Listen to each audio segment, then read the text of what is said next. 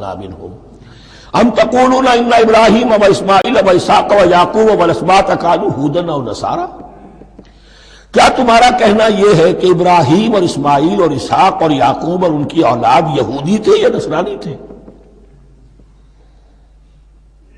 تم جو کہتے ہو کہ یا یہودی ہو جاؤ یا نصرانی تب ہدایت پاؤ گے، تو ابراہیم یہودی تھے یا نصرانی؟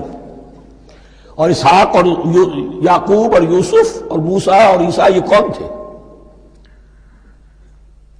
یہی بات آج مسلمانوں کو سوچنی چاہیے۔ محمد الرسول اللہ اور ان کے اصحاب دیوبندی تھے یا بریلوی تھے یا اہل حدیث تھے یا شیعہ تھے یا سنی تھے؟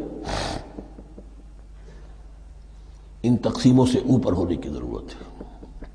اللہ کے ساتھ اخلاص کا تقاضا یہ ہے، ٹھیک ہے ایک فقہی مسلک کے اعتبار سے ایک شخص کسی مسلک کی پیروی کر رہا ہے، لیکن اپنے آپ کو اس سے آئیڈینٹیفائی کرانا اور اس مسلک کو مقدم رکھنا دین پر، اور اس مسلک ہی کے لیے محنت اور مشقت اور بھاگ دوڑ تبلیغ ہو رہی ہے اسی کی، یہ چیز بالکل اس اصل حقیقت کے خلاف ہے کہ جو اللہ کے دین نے ہمیں سکھائی ہے۔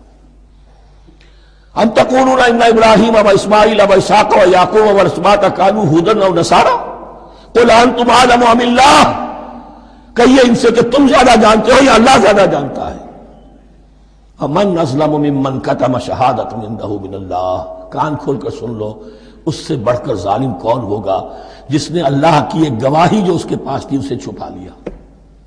تمہارے پاس گواہیاں ہیں، علماء یہود جانتے تھے یہ اللہ کے رسول ہیں جن کے ہم منتظر تھے، اس گواہی کو چھپائے بیٹھے۔